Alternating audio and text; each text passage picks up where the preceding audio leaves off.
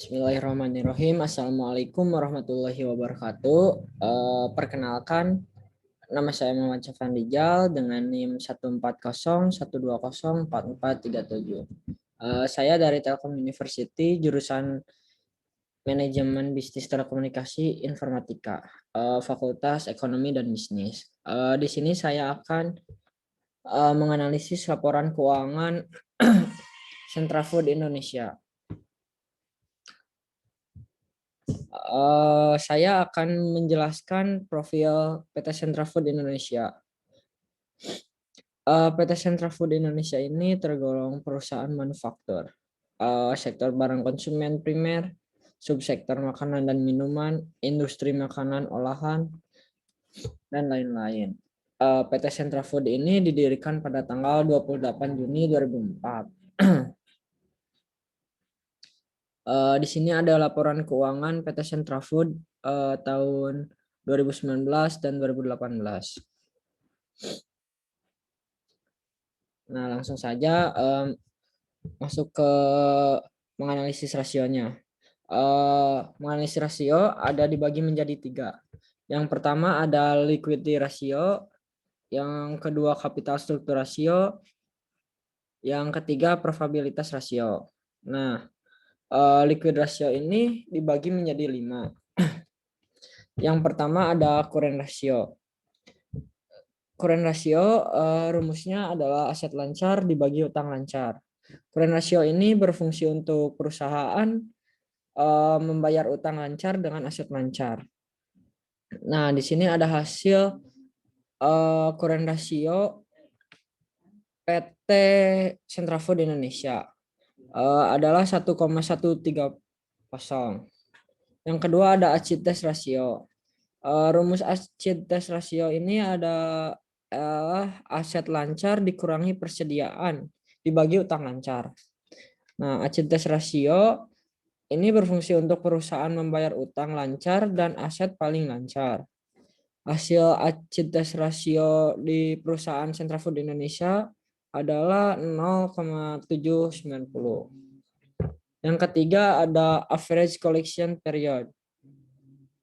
Rumus average collection period adalah piutang dagang dibagi daily credit sales. Average collection period ini berfungsi untuk menghasilkan rata-rata periode yang dikumpulkan untuk piutang. Hasil average collection period ini dari perusahaan Centrafood Indonesia adalah 75.150. Yang keempat ada akun receivable ratio. Akun receivable ratio rumusnya credit sale dibagi akun receivable. Akun receivable ratio berfungsi untuk perusahaan penagihan utang. Nah, hasil akun receivable ratio dari perusahaan Centrafood Indonesia adalah 4.80. Yang kelima ada inventory turnover. Rumus inventory turnover adalah COGS dibagi inventory. Inventory turnover berfungsi untuk mengabarkan likuiditas relatif persediaan seberapa banyak mengalami perputaran. Nah, di sini ada hasil perusahaan Centrafood-nya 6.40. Dilanjut dengan capital struktur rasio. Capital struktur rasio dibagi menjadi 2. Yang pertama ada debt ratio. Debt ratio rumusnya total debt dibagi dengan total aset. Debt ratio ini berfungsi untuk mengukur seberapa besar aset perusahaan yang dibayi oleh utang.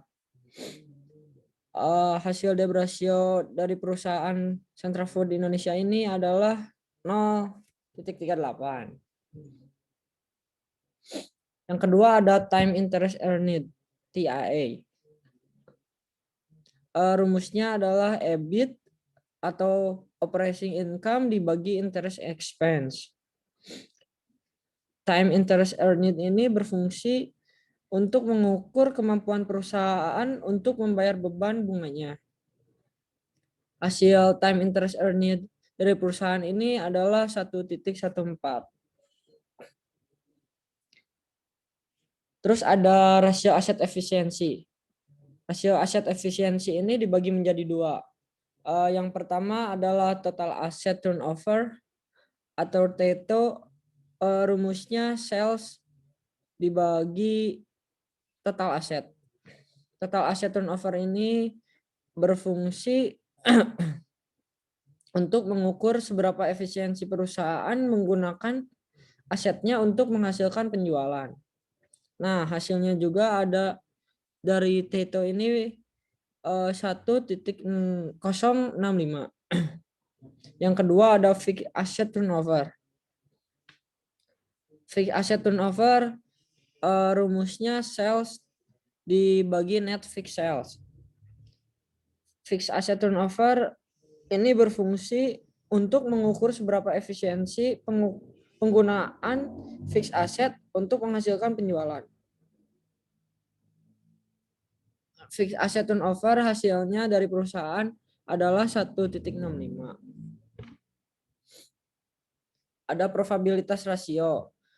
Probabilitas rasio ini dibagi menjadi 6. Yang pertama ada operating return on investment. Rumusnya adalah operating income dibagi total aset. Operating return on investment ini berfungsi untuk mengukur aktivitas manajemen menggunakan aset untuk menghasilkan laba operasional. Hasil operating return on investment dari perusahaan ini adalah 0,027. Yang kedua ada operating profit margin atau OPM.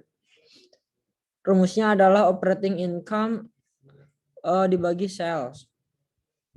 Operating profit margin ini berfungsi untuk mengukur presentasi laba yang diperoleh setelah perusahaan membayar produknya. Hasilnya dari perusahaan adalah 0,0260. Yang ketiga ada net profit margin atau NPM. Rumusnya adalah net income dibagi sales. NPM ini berfungsi untuk mengukur neto laba per penjualan, semakin besar labanya akan semakin baik. Nah, hasilnya dari perusahaan Sentra Food ini adalah 0,023. Yang keempat ada return on equity. Rumusnya adalah net income dibagi total common equity. Return on equity ini berfungsi untuk mengukur seberapa besar return yang bisa diperoleh oleh pemegang saham. Hasil dari return on equity ini adalah 0,045.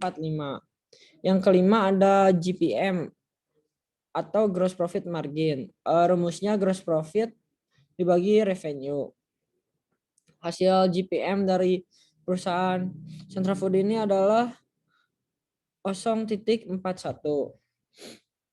Yang terakhir ada return on asset. Rumusnya net income dibagi total aset. Return on asset ini berfungsi untuk mengukur kemampuan perusahaan menggunakan asetnya untuk menghasilkan laba bersih. Nah, hasilnya dari perusahaan ini adalah 0,02. Sekian dari saya.